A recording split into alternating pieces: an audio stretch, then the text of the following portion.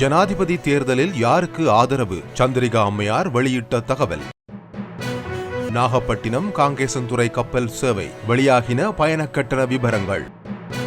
மர்மமான முறையில் சடலமாக மீட்கப்பட்ட வைத்தியர். ஜனாதிபதி போட்டியில் இருந்து ரணில் விலக வேண்டும், விஜயதாச ராஜபக்ச முன்வைத்துள்ள காரணம்.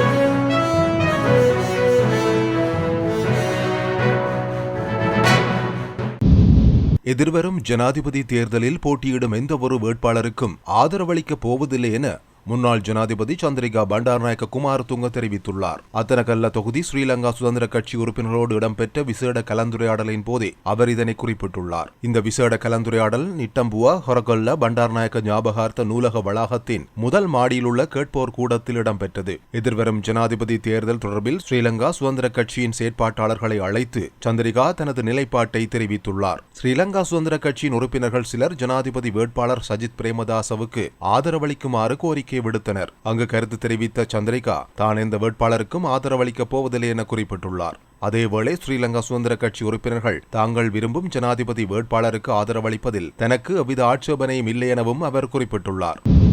நாகப்பட்டினம் காங்கேசன்துறை இடையிலான பயணிகள் போக்குவரத்து கப்பல் சேவை ஆரம்பிக்கப்படவுள்ள நிலையில் பயண கட்டணங்கள் குறித்த தகவல் வெளியாகியுள்ளது. இந்த கப்பல் சேவை எதிர்வரும் 15ஆம் திகதி உத்தியோகபூர்வமாக ஆரம்பிக்கப்படவுள்ளது. கடந்த ஆண்டு அக்டோபர் மாதம் 14ஆம் திகதி இந்தியாவின் நாகப்பட்டினம் துறைமுகத்திலிருந்து இலங்கை காங்கேசன்துறைக்கு கப்பல் போக்குவரத்து ஆரம்பிக்கப்பட்டது. எனினும் போக்குவரத்து சேவை பலமுறை இடைநிறுத்தப்பட்டுள்ளது. அந்த வகையில் இந்தியா நாகப்பட்டினத்திலிருந்து சிவகங்கை பயணிகள் கப்பலானது வெள்ளோட்டத்துக்காக கடந்த 10ஆம் திகதி 12 மணியளவில் காங்கேசன்துறை துறைமுகத்துக்கு வருகை தந்துள்ளது. இந்த சிவகங்கை கப்பலில் சாதாரண வகுப்பில் 133 இருக்கைகள் அமைக்கப்பட்டுள்ளன. பயணி ஒருவருக்கு 5000 ரூபாய் கட்டணம் வசூலிக்கப்படவுள்ளது. வணிக வகுப்பில் 27 இருக்கைகள் அமைக்கப்பட்டுள்ளன. இதில் பயணிக்க ஒருவருக்கு 7500 ரூபாய் கட்டணம் வசூலிக்கப்படவுள்ளதாக கூறப்பட்டுள்ளது. அத்துடன் இந்த கப்பலில் பயணிகளுக்கு துரித உணவுகளை கட்டணத்தோடு பெற்றுக்கொள்ள உணவக வசதியும் ஏற்பாடு செய்யப்பட்டுள்ளதாகவும் தகவல் வெளியாகியுள்ளது. ஒருவர் தம்மோடு 60 கிலோ வரையிலான பொதியை எடுத்துச் செல்லவும் 5 கிலோ வரை கைப்பையில் எடுத்துச் செல்லவும் அனுமதி வழங்கப்பட்டுள்ளது.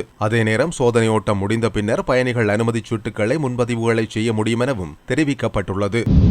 அனுராதபுரம் பகுதியில் வைத்தியர் ஒருவர் தவறான முடிவெடுத்து தூக்கில் தொங்கிய நிலையில் சடலமாக மீட்கப்பட்டுள்ளார். குறித்த சடலமானது இன்று அனுராதபுரம் ஹொரோப்பத்தான காவல்துறை பிரிவுக்குட்பட்ட பகுதியிலேயே மீட்கப்பட்டுள்ளது. இவ்வாறு கண்டெடுக்கப்பட்டவர் கெபித்திகொல்லாவ சுகாதார வைத்திய அதிகாரியாக கடமையாற்றி வரும் சாமர சதுரங்க எனவும் தெரிய வந்துள்ளது. வைத்தியரின் மனைவி தமுத்தேகம வைத்தியசாலையில் தாதியராக கடமையாற்றி வருவதாக தெரிவிக்கப்படுகின்றது. இந்த நிலையில் ஹொரோப்பத்தான காவல் பிரிவுக்குட்பட்ட மொரகேவே பகுதியில் மனைவியாரின் தாயாரின் வீட்டில் குறித்த சம்பவம் இடம்பெற்றுள்ளதாகவும் ஆரம்பகட்ட விசாரணையின் மூலம் தெரிய வந்துள்ளது. உயிரிழந்த வைத்தியரின் சடலத்தை பிரேத பரிசோதனைக்காக அனுராதபுரம் போதனா வைத்தியசாலைக்கு கொண்டு செல்ல உள்ளதாகவும் விசாரணைகளை முன்னெடுத்து வருவதாகவும் ஹொரவப்பத்தான காவல்துறையினர் தெரிவித்துள்ளனர்.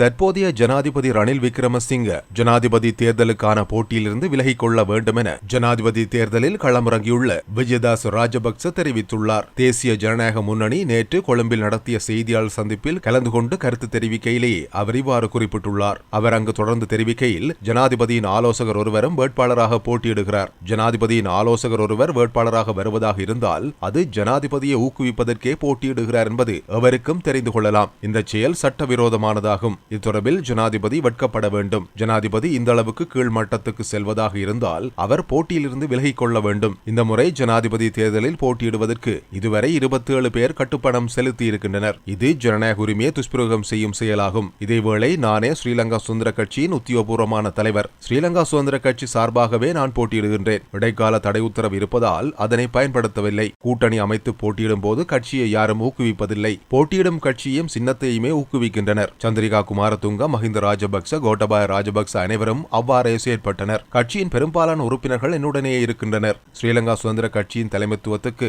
நான் பலாத்காரமாக வரவில்லை. 2 முறை கட்சியின் நிறைவேற்றுக் குழுவின் பெரும்பாலான உறுப்பினர்களின் ஆதரவோடு தெரிவு செய்யப்பட்டேன். தலைமை பதவிக்கு நிமல் ஸ்ரீபால, தயாஸ்ரீ யாரும் போட்டியிடவில்லை. கட்சி நிறைவேற்று சபையின் 240 பேரில் 220 பேர் என்னுடனே இருக்கின்றார்கள் என்றும் அவர் தெரிவித்துள்ளார்.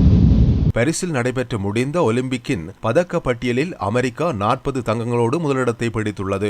44 வெள்ளி பதக்கங்களையும் வென்ற அமெரிக்கா மொத்தமாக 126 பதக்கங்களை வெற்றி கொண்டுள்ளது. அதுடன் சீனா 40 பதக்கங்களையும் 27 வெள்ளிகளையும் பெற்று மொத்தமாக 91 பதக்கங்களோடு இரண்டாம் இடத்தை பெற்றுக் கொண்டது. ஜப்பான் 20 தங்கம் 19 வெள்ளி பதக்கங்களோடு மொத்தமாக 45 பதக்கங்களை பெற்று மூன்றாம் இடத்தை பெற்றுள்ளது. அதேவேளை ஆஸ்திரேலியா 18 தங்கம் 19 வெள்ளி உட்பட 53 பதக்கங்களோடு நான்காம் இடத்தை பிடித்துள்ளது. போட்டிகளை நடத்திய பிரான்ஸ் 16 தங்கங்களோடு மொத்தமாக 64 பதக்கங்களை வென்று 5வது இடத்தை பெற்றுள்ளது. நெதர்லாந்து 15 தங்கங்களோடு 6வது இடத்தையும், பிரித்தானியா 14 தங்கங்களோடு 7வது இடத்தையும் பெற்றுக் கொண்டுள்ளன.